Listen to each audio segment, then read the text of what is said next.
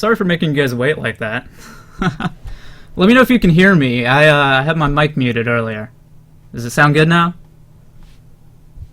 I'm watching the chat. Alright, well, that's not supposed to happen. There we go. Alright. Welcome to dboTV, and I am frazzled. This thing came in hot. My PowerPoint died on me earlier because I'm doing terrible, terrible things to PowerPoint. So I had to roll back to an earlier version.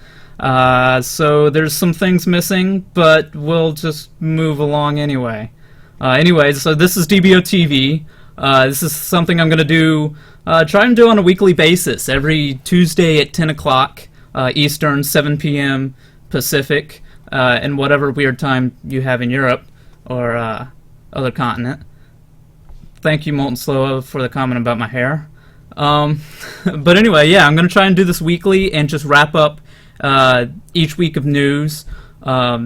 Moving forward, I'll eventually try and do some Skype video chats with people, do some interviews, as well as some highlights of things going on in the community, like the forums.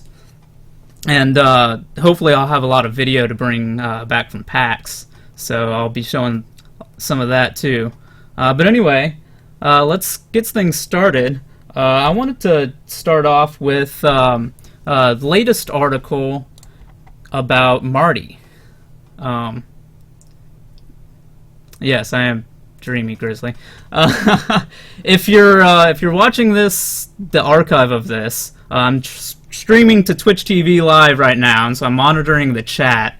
So everything you guys are saying, I can read right now. So yeah. Anyway, moving on. Wanted to talk about the article from GameIndustry.biz about game music, the next generation, and it's an article not focused on, but my focus was on my good friend Marty.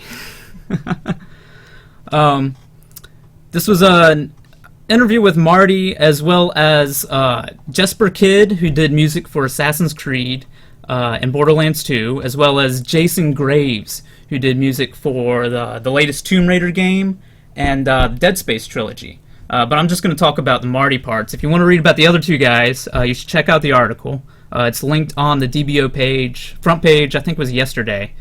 But it's a pretty good read. It's a lengthy article. But the interesting thing to me was Marty talking about what got him into games to begin with. And the very first game he mentions was Myst. And he says that Myst was the game that got me interested in the switch from film and commercial music into games. And he said the thing that interested him about that was that the music in Myst was telling it was an ambient score telling an emotional story. It wasn't just some 8-bit track sort of in your face all the time. It was more in the background. And him talking about Myst got me really interested in digging a little deeper into what got Marty into games, because he quotes Myst, but he later went on to do the sound design for the game Riven, which is the sequel to Myst. So after countless hours of research and a quick look at his Wikipedia page, I sort of figured out the history of Marty, and he had a company called Total Audio that he created with Mike Salvatore in Chicago, and they did work on TV and film commercials and that kind of stuff. And Marty had a local radio host. His son was checking out the Total Audio studio and started talking about Myst, and was telling Marty about Myst, and he heard some of the music and said, finally, it seems like video games can have real music. So Marty got in touch with the developers of Myst, and after getting to know those guys, he went to Spokane, Washington, where those guys were working on the sequel to Myst, Riven, and so Marty did the sound design for that game. Now, he didn't actually compose the music for the game, he just did the sound design, but during the development of Riven, all of those developers were playing a little multiplayer game called Marathon.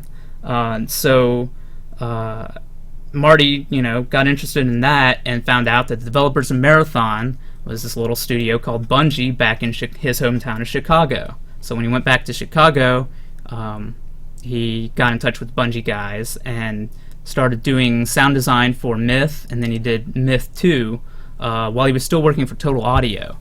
And then after Myth 2, they were doing the contract negotiations for the sound design of Oni, when part of the contract negotiations wound up with Marty moving and becoming part of Bungie, and 10 days later, Bungie gets bought by Microsoft. So going back to this game industry article, Marty says that he was really excited when the Xbox was coming out. He's really excited to work on that because it had a built-in 5.1 surround sound card. And compared to PC gaming, you didn't necessarily know what kind of sound card the end user would have. You didn't know if they'd gone out and bought a Sound Blaster from Creative Labs or something. So with the Xbox, it was really nice to have this 5.1 surround sound in every box, and that's what got him really excited. So anyway, moving on, the article starts talking about sound design going forward, and one of the things Marty brings up is how sound design changes for these open world sort of seamless games. And I want to read you a quote. Marty says, "Me and my guys want the experience to feel unique and personal and scored. From the audio to voiceover, the emotional journey you're taking that the music enhances, the satisfying sounds of weapons and vehicles and so forth. But you need a system that can mix it real time and give each person their own individual experience, and they don't lose anything. The more choice you give players, the more difficult giving them a seamless audio environment is. We're working on it right now, and we'll see how it works." So that's setting things for Destiny, because if you think about it, this game's a lot different than anything they've done before, and it makes it even harder for Marty to sort of predict what you're going to do, where you're going to go, and how the music needs to react to that. So it's pretty neat that he's thinking about that kind of stuff. How am I doing so far? I haven't been paying attention to the chat. Oh, man. I feel like I'm going a million miles an hour. But anyway, so that was pretty much that article. Thanks, Azuja. That was that article, and wow, I don't know what year that picture was taken, but it's been a while, it looks like. Anyway, moving on, I wanted to jump to something that came out yesterday, which was some cosplay. So this was, I believe her name, where was it? Was Karen Olava, and she posted this to her Tumblr page. So let's see. So this is a costume that she's working on. I believe she's going to be wearing it to PAX. So we'll have to keep an eye out for her. And it's a hunter costume. The helmet looks just like the one from the Law of the Jungle. She won't be. Okay, Master Biggie says she won't be at PAX. I thought that's what she was working on. But anyway, yeah, the helmet straight out of the Law of the Jungle. Looks pretty cool. If you can see, hold on, let me grab my pen over here. So you can see.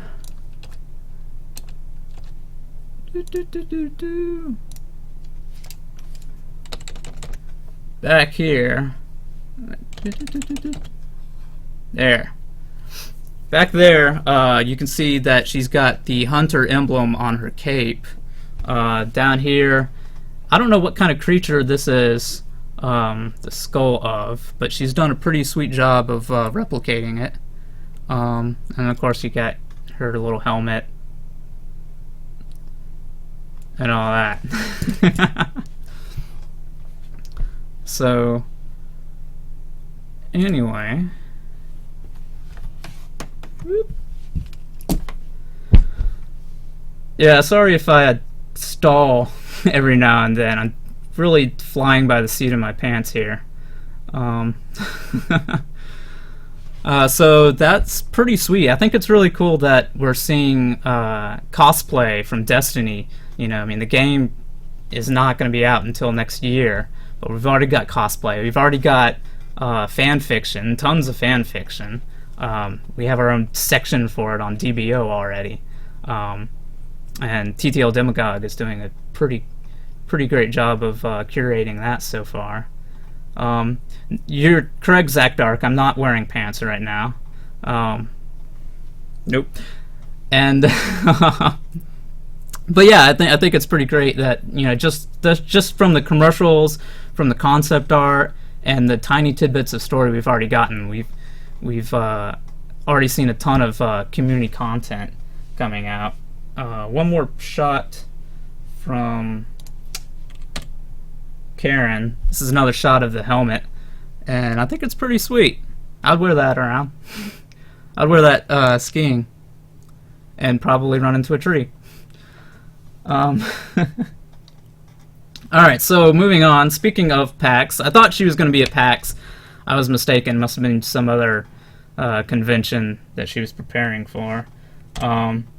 But PAX, there are going to be a ton of DBO people at PAX. I'm expecting a lot. Got a couple events planned. Not quite ready to talk about those yet, but soon, very soon. But one thing that's interesting is that it doesn't seem that there's an official Bungie panel this year, which kind of surprised me a little bit. I figured this would be the year for one, especially after past couple of years of Understandable Darkness. I thought we'd see a little more now that it's in their backyard. But there are 2 Bungie employees on panels. They're just not Bungie panels. I know, let's see, where did I have that? Tom Slattery, who is he's in charge of bilingual localization at Bungie. He's on the panel called All Your Words Are Belong to Us, How Localization Works. No, I'm not starting over, Levi. Tom Slattery is going to be talking about translating and localizing games. So maybe he'll mention, you know, the localization of Bungie. It certainly seems like they were hiring a lot of different translators, people that know a lot of languages at Bungie, if you've been paying attention to the careers page. So it's interesting that they're... I don't know if it's more effort than before. Maybe that was just something Microsoft took care of, and now Bungie wants to do it in-house instead of letting Activision take care of that. But it's interesting to see what they're going to do with localization. I'm not sure if I'm going to go to that panel or not. But, you know, hey, if you're interested, it should be pretty cool. The other Bungie employee that's going to be on a PAX panel is Joseph Staten, who you might know as the author of Contact Harvest. I think he also did some of the voices for a video game. But Joe is going to be on the panel, The Evolution of a Game Developer. And that's it's a panel of a bunch of different game developers, and they're just going to talk about how they got into the industry, how they got started, what kind of mistakes they've made, what they've learned, all kinds of different general stuff. So I wouldn't expect too many Destiny details from that. But that is a panel that I'm going to attend. It's I believe it's 11 o'clock on Friday. So I'll be there taking pictures and video just in case Joe slips up and spoils the story of Destiny. I don't know. I'm sorry, Clip. What? Well, anyway, so if you're planning on going to PAX, let me know. I believe we've got a thread going on the DBO forums right now, and I'm already aware of at least 30 people that'll be there. That from DBO at least. Tashi says he's planning on going to PAX. Yeah, I'll see you there. But yeah, head over to Destiny.Bungie.Org/forum and give a shout out if you're going to be there, because I'll be there, you'll be there, we can meet. Moving on, I want to talk about fan art a little bit. So I don't know if you've been paying attention to the DBO front page, but there's this person called Invisible Machine that has just been dominating it. He's been cranking out piece after piece, and it's pretty great stuff. You see here, I believe this is a warlock holding an assault rifle, looking like a badass. I'm not sure if you can see, depending on the resolution of the stream, but on his belt buckle he's got a New Monarchy logo. So apparently Invisible Machine is a New Monarchy fan. So he's also, so like I said, I had not seen anything from Invisible Machine until about 2 weeks ago, as far as fan art goes, because normally when you see some new work, you recognize the artist, but this was the first I've seen from him, and he just started making a ton of fan art. He also made this sweet, I guess also warlock helmet pose, which was cool. Yes, I'm cheating on you, Levi, I'm sorry. Daedalus is right. But there's Invisible Machine also made this really cool Fallen piece. I really like the weathering and the sort of peach background to it. And then to top things off, Invisible Machine took these art pieces he made and made mock-up box art out of them. So here you see the PlayStation 4 box art, and I really like his idea of putting the Traveler like right on the disc. That would be some really cool disc art there. I hope that's what ends up in the final game. But yeah, this is the PlayStation 4 version, and he also made an Xbox version, sort of Fallen themed there. So that was neat. I hope this guy keeps making more pieces and keeps letting us know when he does, because it's pretty good stuff. Levi, you got some catching up to do. And yes, I love steelbooks too. Yeah, I still think the Halo 2 case is one of my favorite game cases ever. 343 did a pretty good job with the Halo 4 case, also being a steelbook, but hopefully Destiny will be as well on that next-gen case action. Continuing the line of thought on fan art, Cal Carlson, who is the admin for the Art and Stuff fan group on Bungie.net, made this really cool wallpaper here, and you can get it in individual pieces of each guardian, but I really like this combined one. It's got some really neat color to it. Definitely one of my rotating backgrounds for my computer. If you like this, head to the DBO front page, do a search for Cal Carlson, and it should pop up. It's pretty cool. So, like I said, this is all coming in pretty hot, so bear with me here. But that's not. Whoop. Let me fix that. There we go.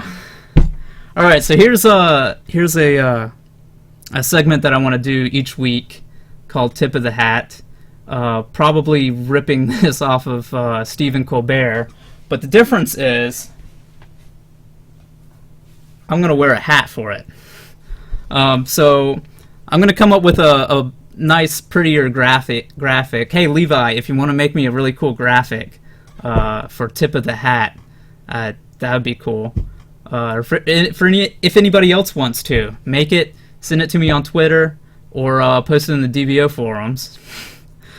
But what I want to do with this segment is each week just pick one community member or community in general, like a group, and tip my hat to them for, I don't know, doing a good job, doing something nice for the Destiny community. I don't know.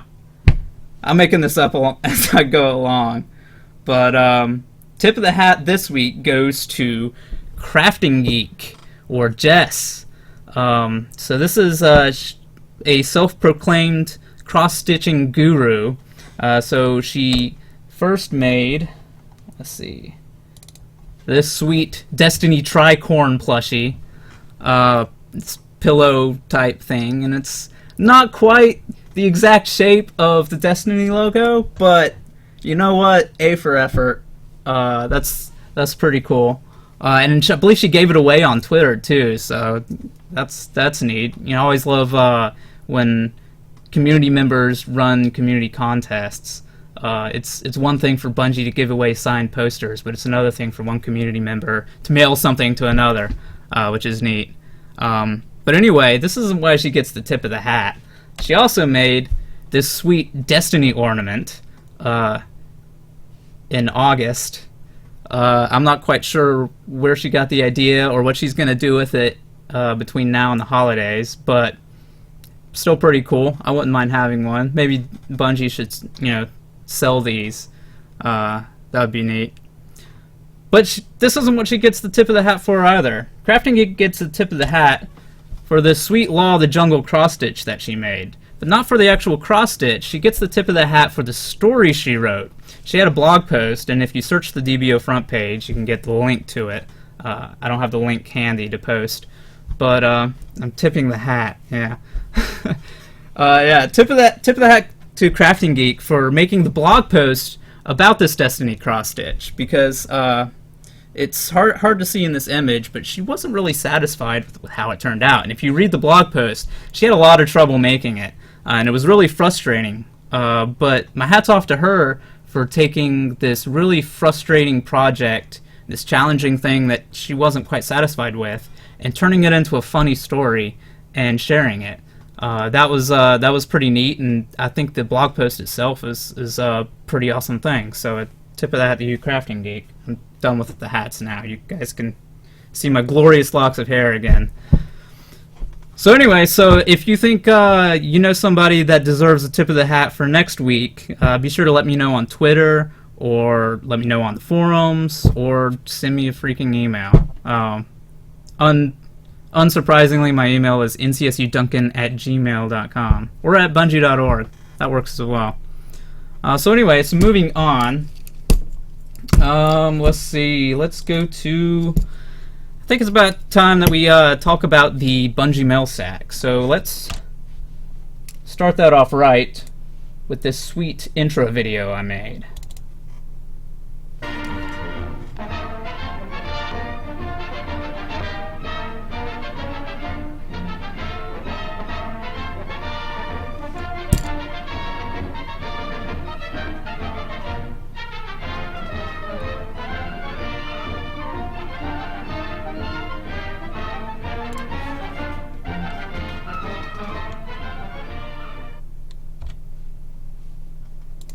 Alright, Bungie mail sack time. And I want to put out a panic alert because I think Bungie is in dire straits here. The company is clearly going down the tubes, and I blame all of that on whoever turned Tiger Friday into Spider Friday. You know, what the hell? It's terrible. I mean, first, somebody watched Kelly's Heroes. Somebody watched Kelly's Heroes and turned Tiger Tanks into Spider Tanks. What's next? Tiger Man becomes Spider Man? No. No. I say keep Tiger Friday. Bring it back. Get rid of the Spider Friday crap. And keep plugging along at that game. But that's just my opinion. Anyway. Yeah, so...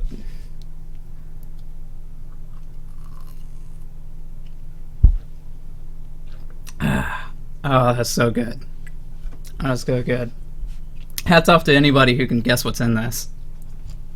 Oh yeah, so Spawnling talks about Bagel Fridays. What are they going to do to Bagel Fridays? Turn those into pickled pig's feet Fridays? That seems appropriate. Or Spider Fridays. They should turn Bagel Friday into Spider Friday. Just hide one giant tarantula inside the pile of bagels so that the unlucky Bungie developer who grabs the wrong one gets bitten and turns into a radioactive superhero, and then quits Bungie because, I mean, if you were Spider-Man, would you still work there? Actually, I probably would. But anyway, moving on. The Bungie mail sack was pretty interesting, so let's pull that up and see if I can get this on screen. It's kind of testy here, so I'm not sure if this is going to work, but boom. Hey, yeah. Alright. Let me full screen that. Boom. I hope you guys can read that. Let me bump up the resolution a bit for you. Alright. So, diving into the Bungie mail sack, Deej gives blah blah blah blah blah blah blah. That was a mouthful. Diving into the Bungie mail sack, Deej gives us a bunch of nice words about choices and how choice is going to affect what kind of legend you become in Destiny. So blah blah blah, skipping all this, nothing super interesting. It's good. It's good prose though. I wish I could write that kind of stuff. Grunt 4500 says, "What will make us want to come back to a certain area in Destiny?" And Deej says, "Choices. Choices." Here, where am I at? Yeah, let's circle that. Choices. Choices. Choices are going to make you come back to a certain area in Destiny. Playing Destiny, blah blah blah. I could read this for you, but I'm not going to do it like that. I think the takeaway here is that you can come back to the same area and choose to do one thing, choose to do something else. It's replay value is what it sounds like to me. Every time you play through a Halo campaign, it's gonna play generally the same way. Granted, there were choices. It wasn't without those, but as far as the game itself, the scripting, the enemy waves that would appear, it was pretty much always the same, and you'd be presented with the same choices every time. Now you might choose to do something different. You might go left instead of right. You might pick up a sniper rifle instead of a rocket launcher, but those choices themselves wouldn't change. With Destiny, the game is gonna evolve as time goes on.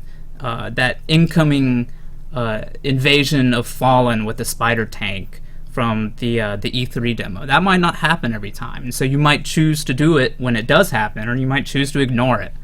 So that's pretty cool, and it sounds like again, replay value. It sounds really neat. I don't know. I'm just gushing over this game.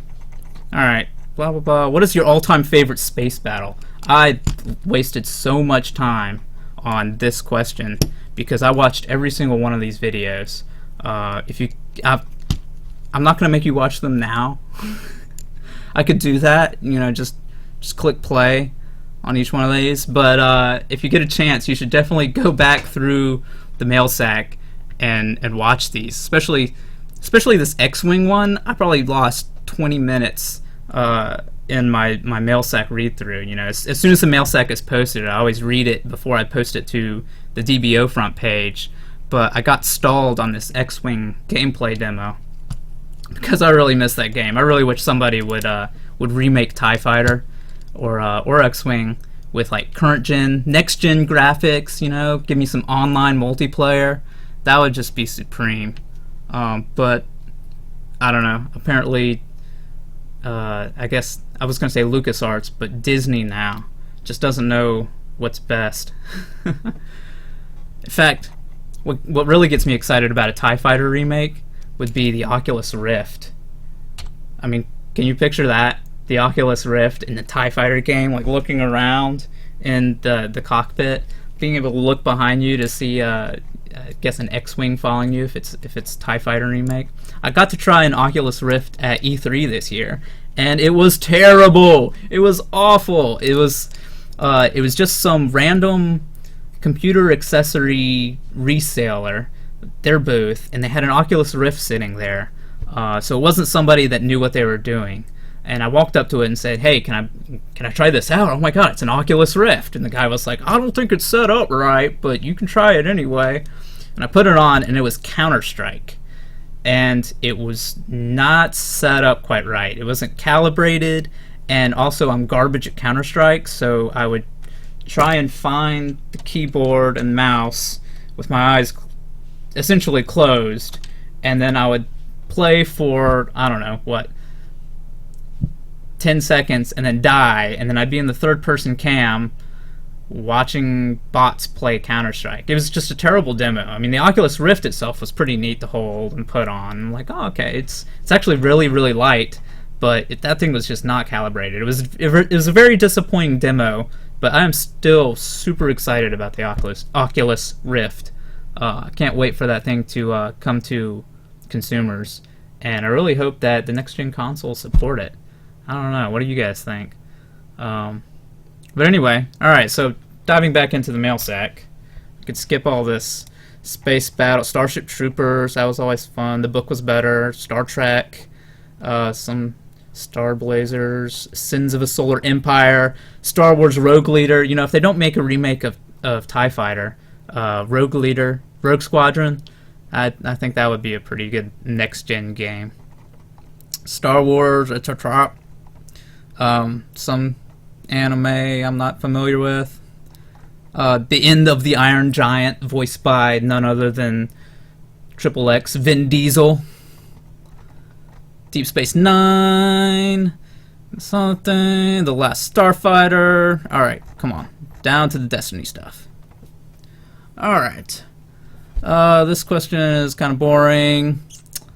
Question for the QA folks. Not a lot there. Caffeine. You know, those Bungie guys really like their caffeine and their beer. Let's see, what else we got? What game inspired you to work in the gaming industry?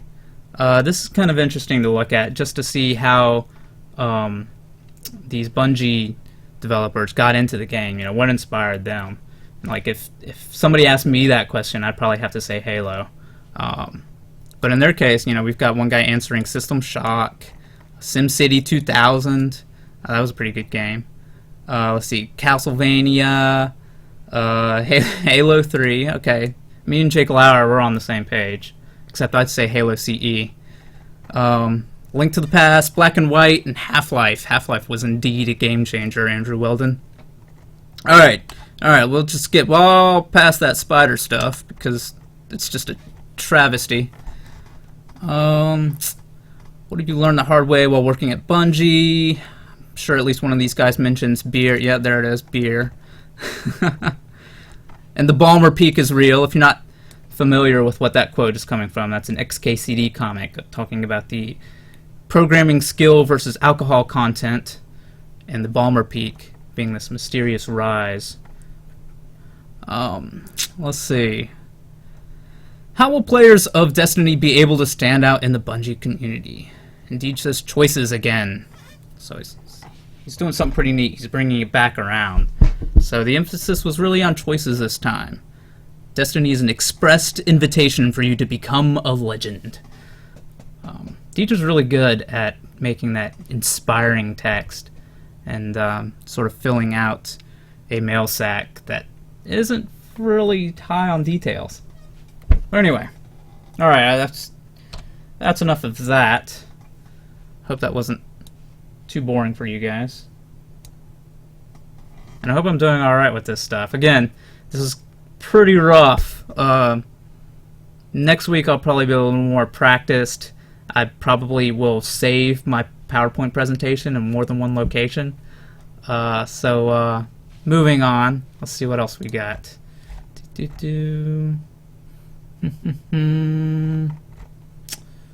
Let's see. Oh! Giveaways. Alright, so back when I was at E3, one game, I really only played, 3 games when I was at E3. One being Spartan Assault on the Windows Phone 8, and the others being Forza 5, just so I could feel an Xbox One controller, and what's it, Blacklight Retribution on PlayStation 4, just so I could feel a PlayStation controller. But one other game that I really paid attention to, I didn't get to play it, but at least paid a lot of attention to, was Titanfall. You know, it was pretty big buzz around that, being a timed exclusive to Xbox One and Xbox 360, I believe. So that was one of the few presentations that I waited in line for, and I got a t-shirt out of it. So I'm going to give away this sweet, hold on, you can probably see it, Titanfall t-shirt. Got that. You got Titanfall on the back. It is an adult large. So I'm going to give this thing away to the first, let's see. Alright, I got a way to give this away. I'll give this Titanfall shirt away to the first person that can identify my background. Alright, so I've got, here, let me do that. So I've got a whole sweet starred thing going on up here. I'm not going to call this the Starside Lounge, but it's kind of fitting. But anyway, the first person that can tell me where this is from. This is basically, I've got a green screen, if you can't tell already. I'm not actually floating in space. The rent here is insane. But anyway, what is this from? It's from something. I'm watching the chat here to see. Let's see. No, not Transformers. Not Destiny. No, it's not from Marathon.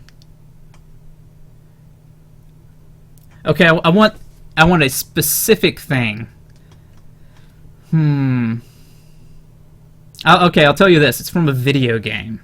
Alright, and I want the specific video game, and I want the name of the level of the video game as well. No, it's not Brothers. Yet, Daedalus is right. It's Pokemon Blue. No. No. Alright, you guys seem to be struggling. So, I'm going to say that it is a Bungie video game. I want a level from a Bungie video game. A Bungie video game. Come on. Got a Titanfall t-shirt on the line here. What are these stars from? And you know what? This whole like background design thing is part of it too, but it's tricky. Pathways in the, no, it's not from Pathways in the Darkness. Not Assault on the Control Room. Alright, well, I think I'm gonna have to cut this off here in a second, because you guys aren't guessing it, and I'm gonna have to come up with a better contest. There. Alright. Yes, Zach Dark, there are hexagons.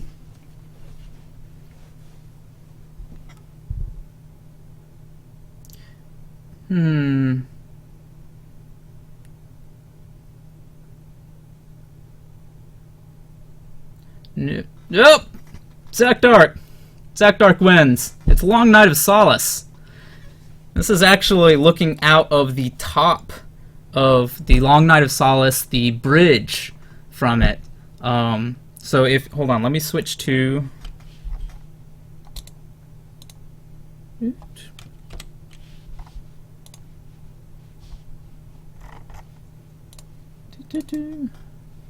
me do this. Alright, how about that? You guys recognize this at all? Yeah, Zach Dark was right. This is looking out the window of the Long Night of Solace. So if you're standing here on the bridge, looking out at the planet Reach, and if you look up, this is the design that's on the ceiling. It's actually kind of a skylight type ceiling there. So anyway, so Zach Dark, make sure I don't forget, and I'll get your info. And get you this sweet Titanfall shirt. Like I said, it's got Respawn on the shoulder. It says Titanfall. It's probably hard. Hold on, let me see if I can get this closer. Like, yeah, like that. Titanfall. Alright. Now I'm just teasing you guys because Zach Dark already won it. But anyway, so next week I got a better prize because it's this sweet Destiny shirt. Here, check that out. Destiny, Bungie, got Destiny logo on the back. So that's going to be the prize for next week. And again, I'll probably give it out in a way that will benefit the people watching the Twitch stream live. I don't know if I'm going to archive this episode or not. But eventually, every episode of dboTV will be available on YouTube, or at least in the Twitch TV. I believe Twitch automatically archives these things. Yeah, I do need to archive these.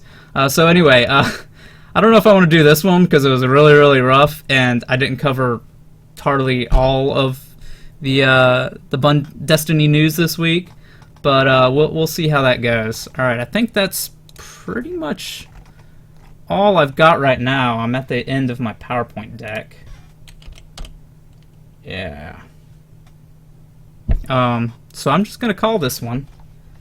Anyway, thank you guys for tuning in. I'll chill out in the chat for what? I'll chill out in the chat for a while, and if you have any feedback, I'd love to hear it in the chat here, or I'll probably start a thread on the DBO forums. And yeah, thanks for watching. Here, I got some sweet credits. Yeah, check that out. Wait, it's over here.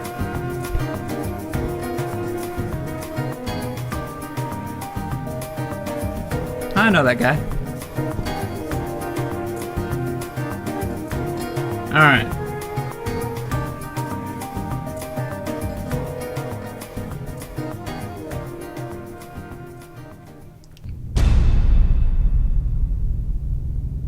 Mm-hmm.